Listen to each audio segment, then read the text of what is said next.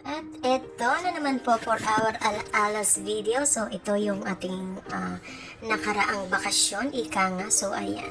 Dito lang naman ang ating pasyalan, syempre, dito sa ating mahal na bayan ng San Juan. At ito ang isa sa mga hindi ko pinapalampas tuwing bakasyon ko. Ayan, ang bumisita dito sa ating mga street food na to, na talaga namang napakasasarap at napakalalasa at super linamnam talaga. Talagang matitikman mo at malalasahan mo naman talaga ang super naman talagang pinipilahan ditong mga ikang barbecue, mga street food na kung ano-ano.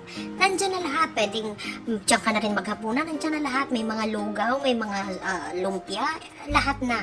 So, syempre, dito tayo sa lagi nating kinikrave pag malayo tayo dito sa ating mahal na bayan yan.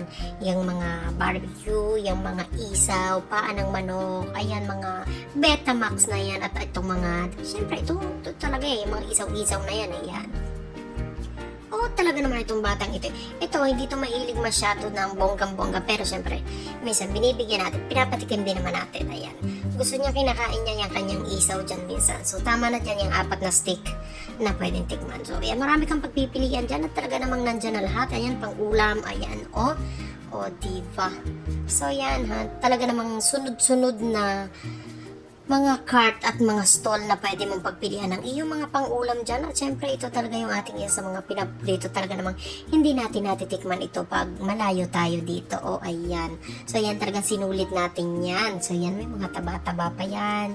At dyan ang mga balunan, mga atay, nandyan na lahat. Kung gusto mong malasa ang iyong mga merienda. O, syempre, dito ka na sa bayan ng San Juan. Ayan. At nakapagpaluto na nga kami, pero syempre, ayan, upak-upak. At ang pinakamasarap dyan ay syempre yung suka na yan. At talaga namang nakakapaglaway yung suka na yan. Masarap-sarap at manamis-namis. So, ayan, sige, lamon. So, talaga hindi siya makapaniwala sa sobrang sarap.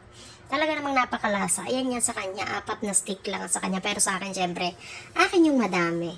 At talaga namang sulit na sulit na sulit. Yun lang for today's video. Maraming salamat, God bless.